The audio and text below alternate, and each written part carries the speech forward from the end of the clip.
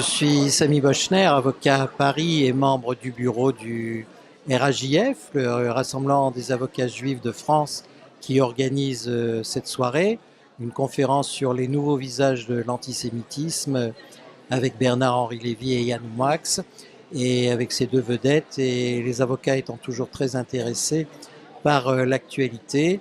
Eh bien, vous voyez une salle sûrement bondée, qui explique en plus par cette soirée d'été l'intérêt pour se divertir, changer d'air un peu et prendre des réflexions sur une situation nouvelle, réelle, les nouveaux visages de l'antisémitisme que constitue le BDS, le Bureau des informations, boycott des informations sanctions, principalement contre Israël qui est accusé d'apartheid, etc. Et donc il faut démasquer un peu tous ces slogans. Moi-même personnellement j'ai édité un livre il y a quelques mois sur le centenaire de la déclaration Balfour qui a précédé l'indépendance, la déclaration de l'indépendance de l'État d'Israël. Et ça rentre tout à fait dans l'actualité, les points vont se raccrocher sans aucun doute.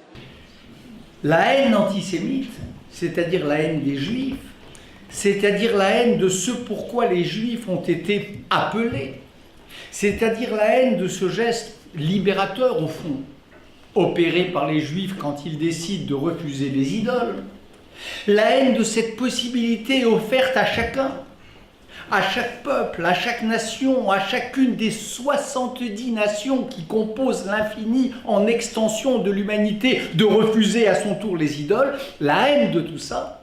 Et on retrouve votre haine de soi, cher Yann, cette haine que les modernes ont théorisée, les écrivains d'extrême droite, les Druyel-Rochelle, etc., les Paul Morand.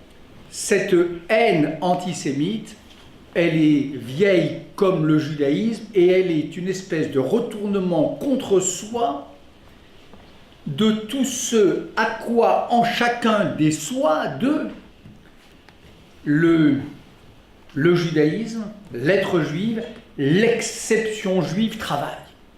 Moi je crois, c'est ce que j'expliquais dans ce livre, L'esprit du judaïsme, que être juif c'est travailler secrètement à son propre insu et à l'insu des intéressés, à la rédemption des nations.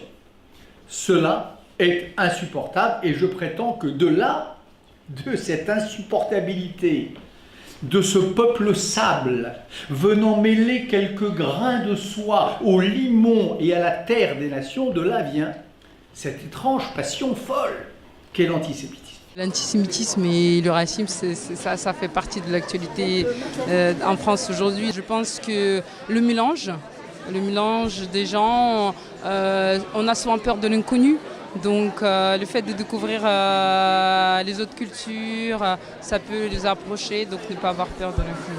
Là, il y a un antisémitisme, j'allais dire, inculte, qui commence à se développer, qui consiste à haïr les juifs sans la moindre béquille idéologique. Alors vous allez me dire, si, il y a une béquille idéologique qui est Internet, et les sites salafistes, orthodoxes, les sites qui appellent à la haine, et les sites révisionnistes, et les sites complotistes. Certes, mais ce dont on s'aperçoit chez certains terroristes, c'est qu'ils ne sont même pas passés par cette case idéologique de la lecture de ces milliers de pages sur Internet pour arriver à être les antisémites qu'ils sont devenus.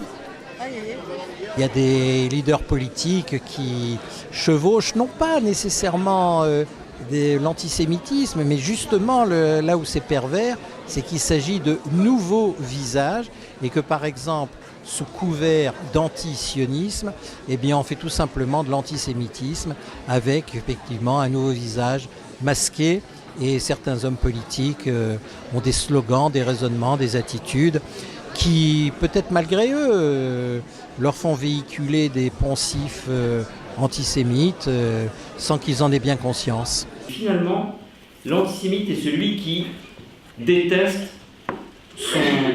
celui qui lui ressemble. Et d'une certaine manière, on retrouve ce que j'ai toujours pensé de l'extrême droite, c'est que l'extrême droite est une haine de soi. en considérant évidemment que l'antisémitisme ne viendrait que de l'extrême droite, ce qui est une aberration. Il ne vient pas que de là.